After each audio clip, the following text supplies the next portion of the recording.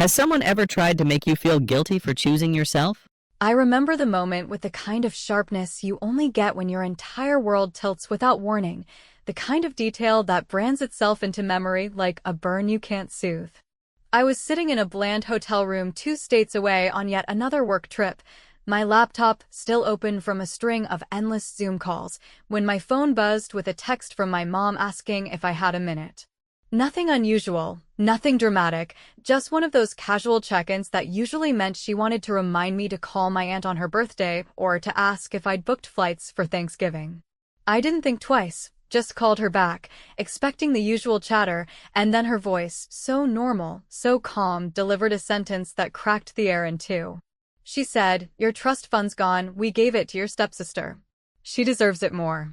For a second I thought I'd misheard her. There was no tremor in her tone, no hesitation, no acknowledgement that she had just tossed away years of promises, no recognition that what she was saying wasn't some light housekeeping note, but the theft of something my father had deliberately left for me. I stared at the beige hotel wallpaper, my hand tightening on the phone, and I swear I could hear my pulse louder than her voice. She even gave a soft laugh after she said it, like she was brushing crumbs off a counter, and followed with, "I just thought you should know so you don't plan around it." Something inside me fractured and sealed over in the same breath. I didn't scream, I didn't ask questions, I didn't beg. I just said, very evenly, "Appreciate the update." And then I ended the call. I don't think she realized in that moment that my silence wasn't defeat, that my calm wasn't acceptance. She had expected tears or fury or maybe some pathetic plea for fairness, and what she got instead was nothing. But that nothing was already the beginning of something much bigger. I sat on the bed, staring at the muted glow of my laptop screen, and felt 1,000 memories tumble out like old boxes from an attic. My dad telling me at 16 that he'd made sure I'd always have something to fall back on.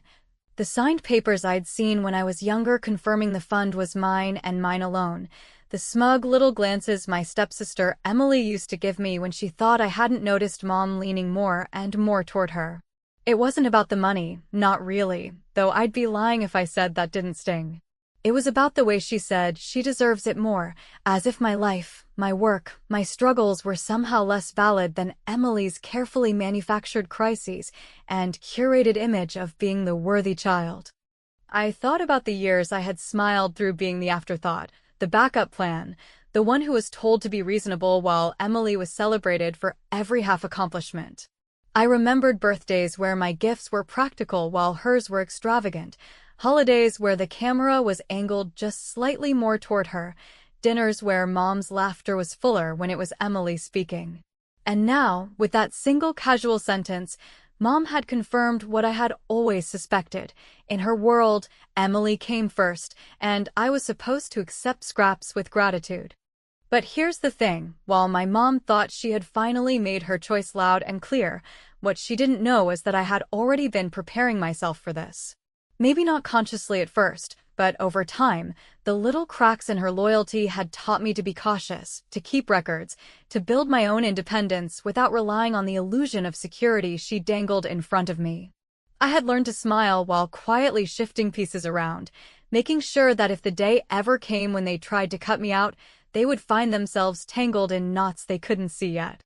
That night in the hotel, I poured myself the last of the overpriced minibar wine, leaned back against the stiff pillows, and let myself feel the weight of it. There was grief, yes, because no matter how old you get, hearing your mother tell you that you don't deserve what was meant for you will slice you open. But beneath the grief was something colder, steadier, almost electric. I wasn't going to fight them in the way they expected. I wasn't going to scream or argue or demand explanations.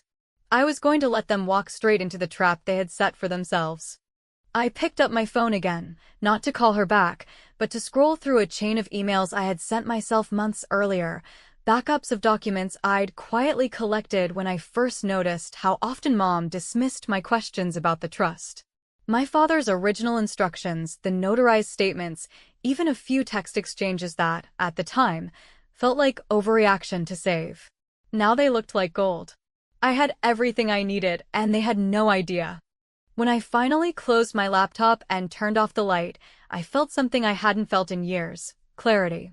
They thought they had erased me with one phone call, but they had actually just given me the final piece I needed. By the time Mom realized what that calm, appreciate the update really meant, by the time she understood what silence can hide, it was already far too late.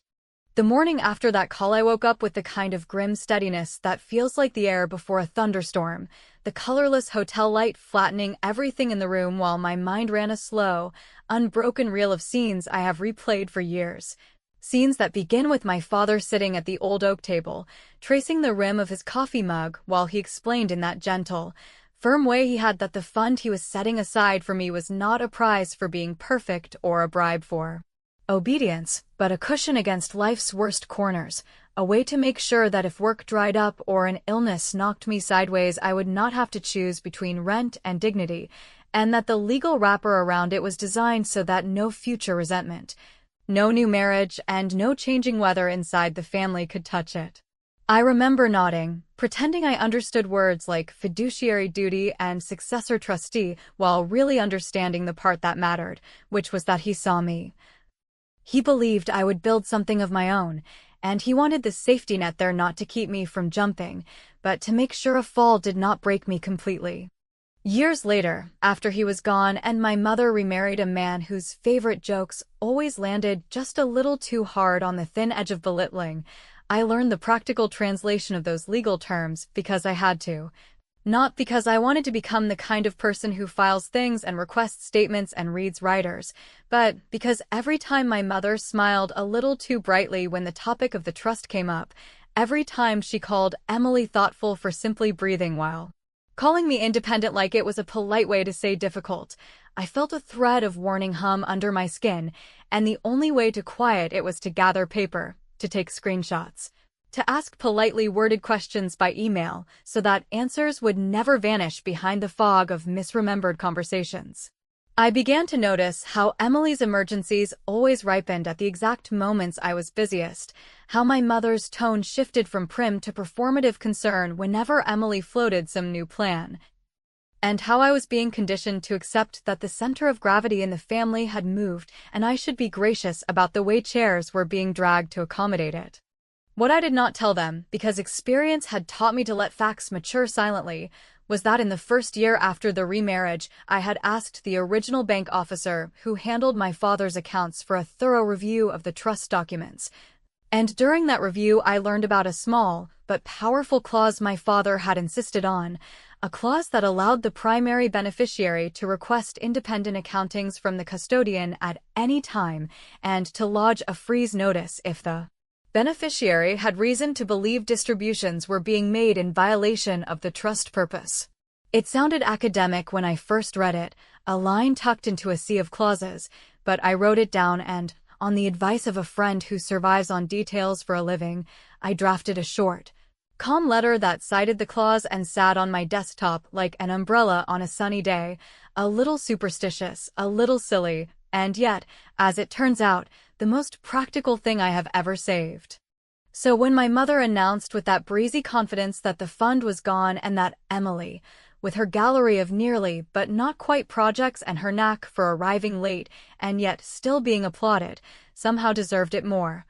I did not argue about deserts or plead for fairness. I opened my laptop, I pulled up that letter, and I attached to it a thin stack of documents I had gathered over years of being told not to make a fuss, including the schedule of intended distributions my father had drafted, the emails where my mother had reassured me that nothing had changed, and the most useful item of all, a set of statements from the months in which my mother now claims the money was moved. Statements that showed transfers that did not match the trust's mandate. I sent the packet to the bank's fiduciary services address, addressed it to the officer who had replaced my father's original contact, and I copied the internal compliance address that exists for the very purpose of preventing exactly what had just happened from getting buried under charm and family narratives. The reply came more quickly than I expected, a measured note that acknowledged receipt and confirmed that a freeze had been placed on the remainder of the trust assets pending review, and that an accounting would be delivered to me within a reasonable period. Which sounds dry on the page but felt like air rushing back into my lungs. I sat there in that faceless room while a hotel vacuum whined down the hallway and thought about how many times I had laughed off red flags because it seemed kinder than insisting on answers, and I let myself feel the anger without letting it decide what came next. What came next was equally simple. I forwarded the same packet to a quiet attorney I had spoken to months earlier, not for a lawsuit, but for a reality check, and I asked him to send what he had once called a preservation letter, which is a polite way of saying do not shred, do not delete, do not pretend you cannot find the thing that proves the thing you do not want proven, because it now matters.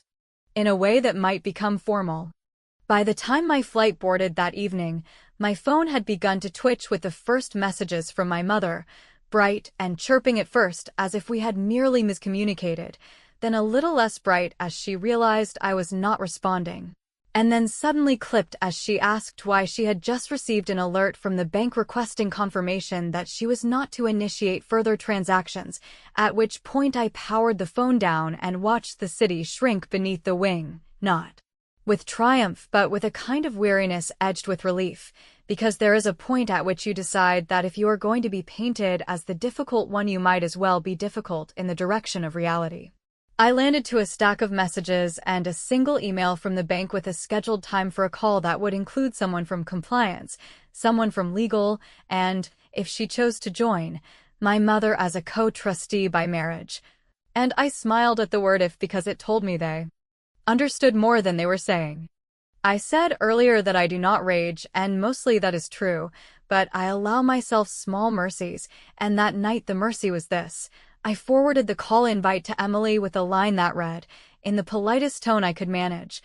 that given she now felt more deserving, she might appreciate the chance to learn how deserving looks under light. It was not loud, it was not theatrical, it was a nudge toward a room she did not want to stand in, and it was enough for the first move, because a freeze, an accounting, and a calendar invite with the right people on it do not sound like revenge until you understand how silence and paper can move walls. By the time I returned from that work trip, the subtle tension in the house had already begun to settle like dust in a room that hadn't been open for years. The kind of tension that carries the smell of something long neglected and refuses to dissipate until it has been confronted or ignored entirely. And I understood immediately that my absence had left a vacuum that my mother and Emily had tried to fill with false confidence, a confidence built on the assumption that I was still the compliant daughter who would laugh off their jokes, nod at their pronouncements, and allow their clever rearrangement of inheritance to pass without consequence. The moment I stepped through the door, the air seemed heavier, every picture frame a quiet witness to years of carefully orchestrated gestures meant to remind me of my place, and I noticed for the first time how Emily's posture had changed. How the smirk that had once been playful carried now a shadow of uncertainty that betrayed her awareness that I was not the same person who had left the house 2 weeks earlier, and I realized that the documents I had sent, the preservation letters, and the bank freeze had already begun to work invisibly, creating ripples in the carefully maintained calm of their world without anyone having to raise a voice. I carried my suitcase across the polished floor, past the kitchen where my mother lingered pretending to prepare dinner, while she cast quick glances at the hallway as if expecting someone else to appear and mediate this strange new energy.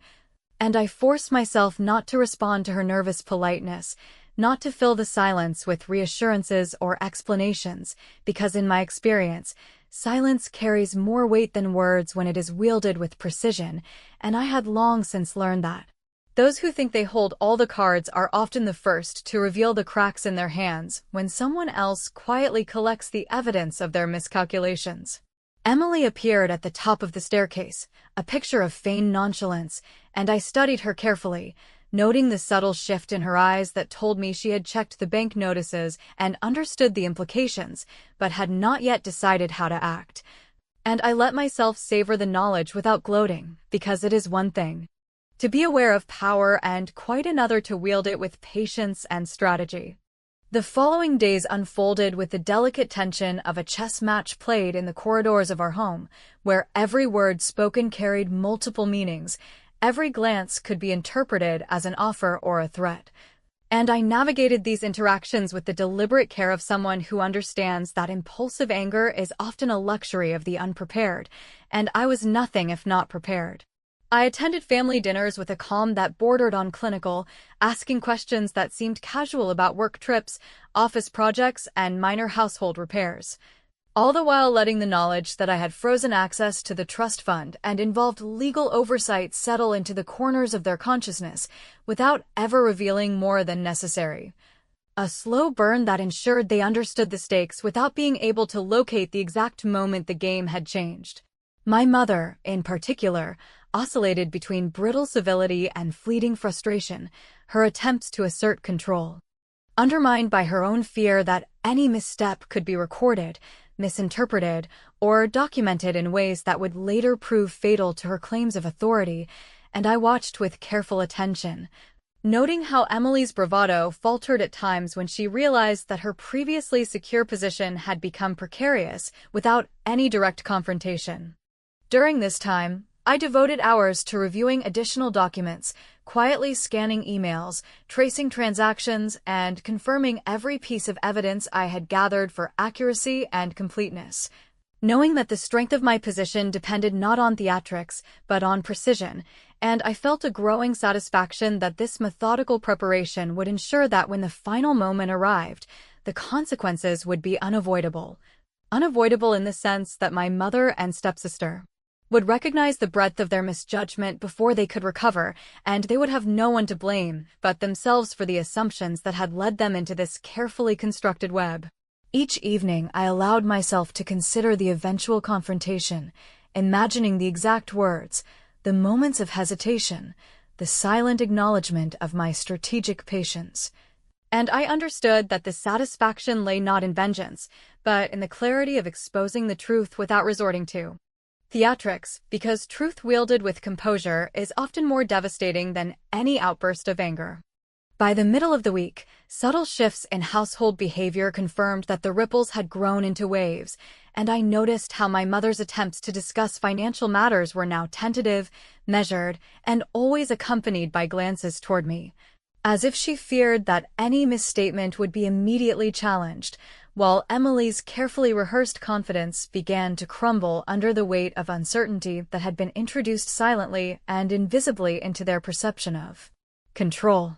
I maintained my composure, continued to engage in polite conversation, and let the ordinary tasks of returning from work, unpacking, and resuming my daily routine serve as a backdrop for a deeper, invisible maneuvering. Understanding that the greatest advantage often lies in appearing unaffected while the other party slowly comprehends the consequences of their own recklessness. And I savored the quiet anticipation that comes from knowing you have already anticipated every move your opponent thinks will surprise you. In the evenings, as I settled into my room with the faint hum of the city beyond the windows, I allowed myself to replay the events that had led to this moment, the casual declaration, the quiet acceptance, the deliberate documentation, and the invisible chain of actions that now tied my mother and stepsister to a reality they could not control. And I felt a growing sense of inevitability that by the time they fully understood the depth of my preparation and the quiet precision of my strategy, it would be far too late for them to reclaim the sense of security and authority they had taken for granted, and I understood that this was not simply a battle over money, but a reckoning built from years of observation, patience, and careful calculation, of a reckoning that would leave no room for regret or excuses because the truth, like a quiet storm, cannot be ignored once it has begun to move. The confrontation did not arrive with a dramatic knock or a sudden revelation, but rather crept in quietly over the course of ordinary days, the kind of confrontation that lingers in the corners of conversations, in the way a chair is moved slightly closer at dinner, in the cautious phrasing of questions that probe but do not accuse, and I observed every nuance with the careful attention of someone who has spent years understanding the small signals that precede upheaval, knowing that the most effective power often manifests not in noise, but in the steady, undeniable force of preparation. My mother, who had once delivered her judgment of my undeserving nature with casual confidence, now approached me with tentative civility, her words measured, her eyes betraying the anxiety she could not completely mask, and I allowed her to speak,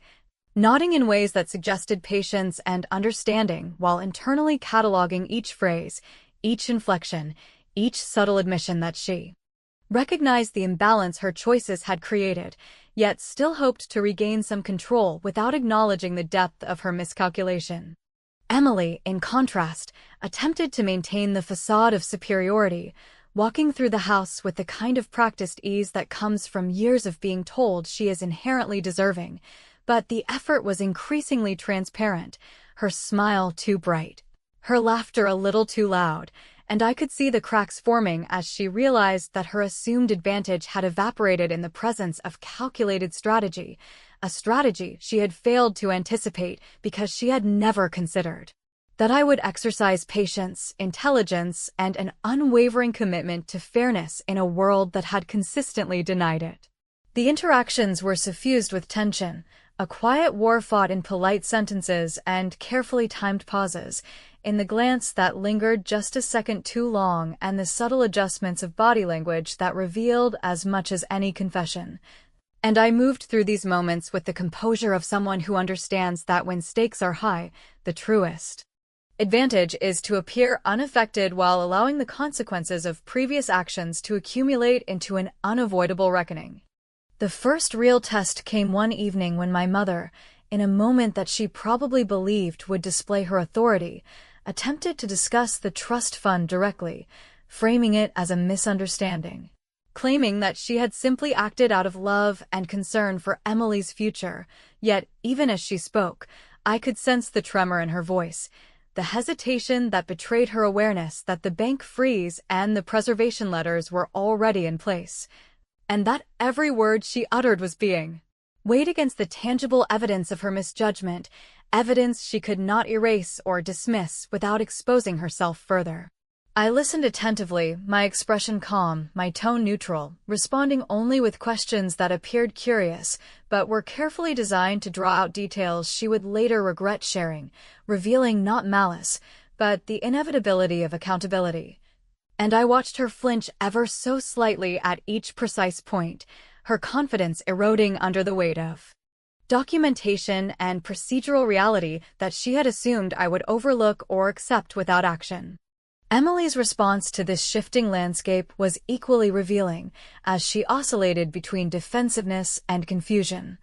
attempting to assert her entitlement while silently acknowledging that her position had been compromised by forces she had not understood, and in her attempts to maintain composure, she revealed details about financial decisions, promises made by my mother, and assumptions about inheritance that only served to strengthen my position, demonstrating that overconfidence is often the precursor to vulnerability, and that those who believe themselves untouchable are the easiest to ensnare when preparation meets patience. I allowed these exchanges to unfold naturally, never raising my voice, never allowing frustration to dictate my reactions, understanding that the subtle accumulation of information, combined with the quiet pressure of formalized legal oversight,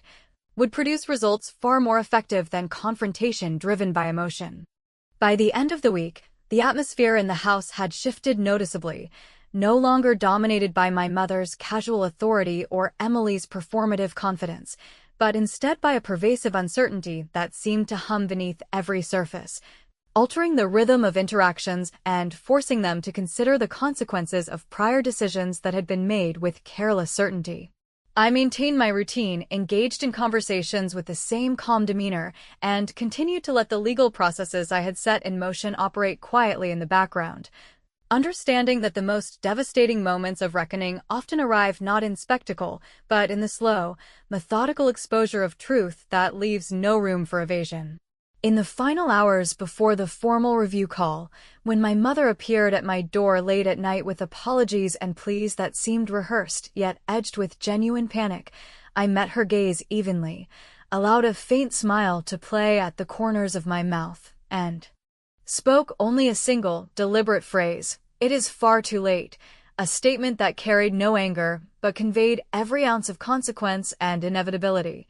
leaving her to confront the reality she had created and ensuring that by the time the full ramifications were revealed, no one could claim ignorance or misinterpretation, and the quiet storm I had orchestrated would reach its inevitable crescendo. The reckoning did not announce itself with dramatic fanfare, nor did it arrive in a moment that allowed for theatrics or visible triumph, but rather unfolded in the quiet, unyielding manner of events that have been set into motion long before anyone suspected the weight of their consequences, and I watched as my mother and Emily, once so confident and poised, began to confront the reality that every misjudgment, every assumption, and every carefully curated claim to superiority had been anticipated, measured, and countered with a patience and precision that could not be undone, and in that realization, I found a satisfaction that was neither vengeful nor cruel, but a quiet acknowledgement that fairness, when wielded deliberately, carries a force far beyond the immediate visibility of anger or confrontation. The first signs of their unease came in subtle shifts of behavior, a hesitation in tone, the brief glance that sought confirmation from one another, as if silently asking whether this was real or some illusion they had created in their own minds, and it was in these moments, as I navigated the household with the same calm demeanor I had maintained throughout, that I allowed myself to see the full scope of what my actions had achieved without having to raise my voice or demand recognition. For the structures I had put in place, bank freezes, legal notices, meticulously documented correspondence, had already begun to exert their quiet but unrelenting influence. My mother's attempts to assert control became increasingly strained as she realized that her casual decision to reassign the trust fund had triggered a chain of events she could neither reverse nor soften, and I observed her closely, noting how her carefully practiced politeness now bore the edges of desperation, a tone of voice that sought to mask accountability while simultaneously revealing a profound awareness of her own miscalculations.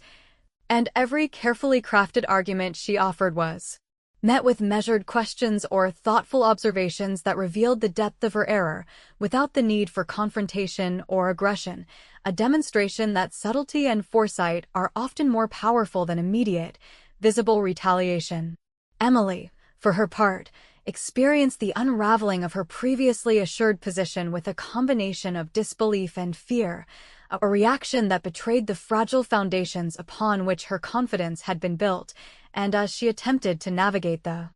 social terrain of the household, her steps faltered in ways that made it clear she had never anticipated the deliberate patience and methodical preparation that had allowed me to remain unshaken.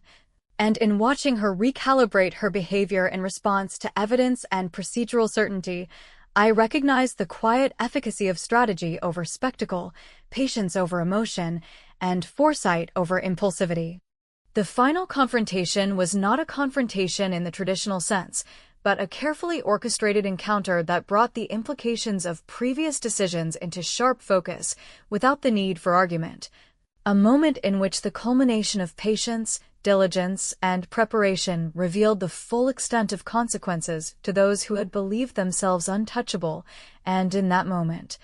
the satisfaction was complete not because of any public display of dominance, but because the equilibrium of control had shifted irrevocably in ways they could neither ignore nor remedy, a shift that affirmed the value of measured strategy and the quiet accumulation of evidence over impulsive reaction. I remained composed, offering only measured responses, allowing the legal structures I had carefully engaged to operate as silent arbiters, and as I observed the dawning comprehension in their eyes, I felt neither triumph nor malice, but a profound recognition of inevitability, the kind that comes